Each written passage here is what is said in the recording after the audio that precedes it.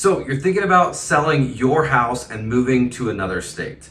Well, if that's you, you're gonna stick around because in this video, I'm gonna break down 5 things that we learned getting rid of our home in Missouri and moving all the way out to Washington State, the absolute hardest way possible. And I never wanna see anybody go through that ever again. So if that's you, stick around. We're getting after it right now.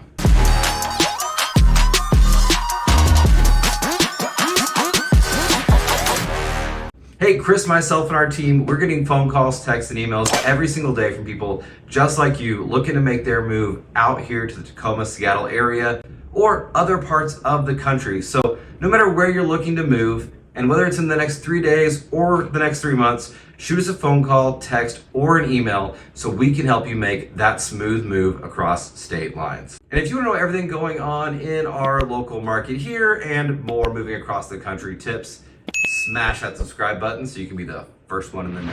The number one tip coming out of our experience moving is not only hiring a company soon enough, because a lot of these people are 60 to 90 plus days out, especially when you're moving all the way across state lines, but also deciding if whether or not you're gonna use a pod to move or a moving company to move. Now, we've actually done both. What I found was a pod was about half the cost of a moving company. Now, the downside to that is that you are responsible for getting everything into that pod, getting it organized, getting it packed tight for the transportation and moved across the country. And sometimes those pods might not be as big as what you're looking for when you're making that giant move. Now, the upside to that is it's guaranteed to be packed exactly the way you packed it. The last time we moved, and it was locally just across a couple of zip codes, we did hire a full service moving company. Here's what I will tell you. Do not rely on your friends. Guys, anyone over 30 is too old to help you move. That's just the facts of life.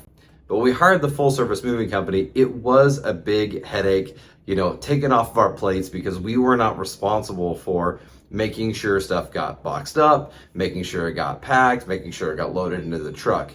The downside to this was, I swear to God, I might as well put on a wife beater, busted out an ice cooler of Busch Light, and put my feet up because those guys drove like a damn NASCAR race. You ain't first, you're last. If you ain't first, you're last. Everything was shaken all over the place. A bunch of our stuff got broken. And overall, it was a gigantic headache. So no matter what, there's 2 things you've really got to take into account here. And that is, 1, make sure that you're booking that in plenty of time.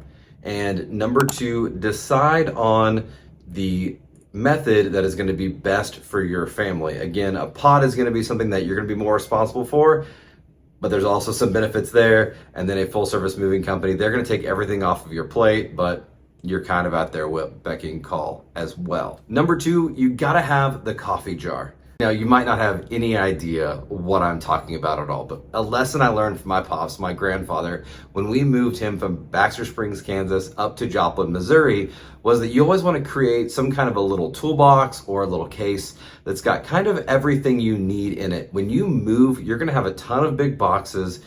Things are going to be spread out everywhere. Everything is taken apart. And just getting something as simple as a bed put together can be a gigantic pain in the ass.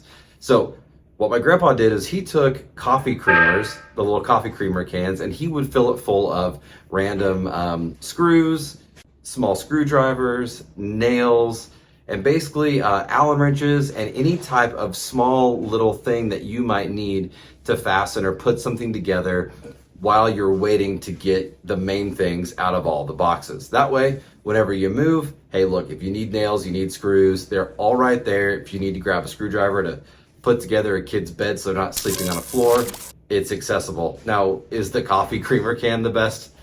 Probably not in today's day and age, but you can get yourself a little bag or a small toolbox, pack all that stuff in advance, and put it right in there before you hit the road. The number 3 lesson we learned was not being too ambitious with our travel itinerary. Now, when we moved from Missouri to Washington, up front, I hopped in the Challenger and I actually drove all the way from Missouri to Washington to drop my car off. And this was a huge blessing because it allowed me to see what that drive was going to be like. I did it in just a couple of days, but just because you can make the drive from one state across the country to another, first of all, it doesn't mean you should. And secondly, take into account the fact that you have children or animals.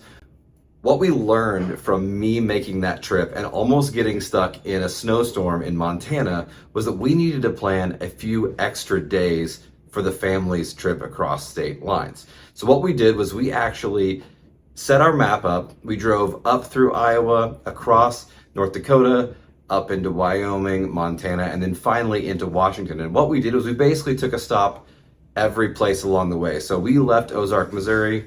We stopped in Kansas City. Then we made a stop in Sioux Falls, again out in Bozeman, Montana, Eastern Washington, and then finally made it to the greater Seattle area. This did a couple of things. It actually made things more manageable for the trip, but it also allowed us to kind of have a mini vacation. And I can look back and tell you that's probably one of the best times that we've ever had as a family. Number 4 on our list, we did not begin packing early enough. Now, I don't know if you ever can, but there's also this weird kind of thought of you don't want to start packing too early because then you won't have everything you need. Well, what happened to us in particular was that I ended up going out to Washington early, and because I was gone, then my wife was left stuck with 5 children trying to pack an entire house, plus working, plus organizing really everything else for the move. So make sure that you are coordinating a really good packing schedule and creating a packing checklist. That way that you're not left just kind of out there in the gray, wondering when do I start? How soon is too soon? You really need to evaluate when appropriate packing time should start, because it is so easy to push off. It is the least fun thing to do. Definitely begin by decluttering and getting rid of as much stuff as you're not going to need as possible. This will definitely help making packing easier, and you can also donate and help your community grow and get a little bit better in the process. Do not start packing too late. I cannot stress this to you enough. Number 5, and this one primarily applies to parents out there moving with kids. Make sure you have enough lead time on getting your kids registered for school. Out here in the greater Seattle-Tacoma area, there were several things we needed, like proof of our address. We needed to have all of their records in, their birth certificates, all of those things. And what stinks is when we got out here, everything again was packed up. So what we had planned on doing was getting our kids registered for school immediately, because school had just started. It was around Halloween time. School was less than a month in, so they weren't missing like half of the year or anything. This was gonna be a breeze. But what we found out was the school district here actually needed a lot from us. And when they needed a lot from us, we simply were not prepared. We didn't have those documents out in an easy, reliable place that we could access quickly to get the kids registered. And in return, our youngest ended up going to school within about a week, but it took almost 3 weeks to get our older kids in school and started. Remember, the school district that you're moving your kids to is not the same one that they're coming from. So those standards could be drastically different. And in the mess and the rush of moving across state lines, sometimes that stuff kind of falls by the wayside. So if you have kids, prioritize the move between school districts for them. It'll also help you when you're unpacking, because for us, we had a bunch of kids running around. We have 5, and they were all running around the house while we were trying to unpack and move into our new home out here in Washington. All right, well, there you have it. Those are 5 tips and some lessons that you can learn from our move with our family of 7 heading across state lines to a brand new home. And here's the thing. Remember, the place you're going is not just like the place that you came from, and that is the beauty in where you're going. If everything was the same, there would be no reason to ever make the move. So let us help you out with that. Give us a phone call, text, or an email so we can help you make that smooth move to your new home state. We have realtor partners all over the country, and we're more than happy to link you up with them. And until next time, I cannot wait till you're out here so we can show you around.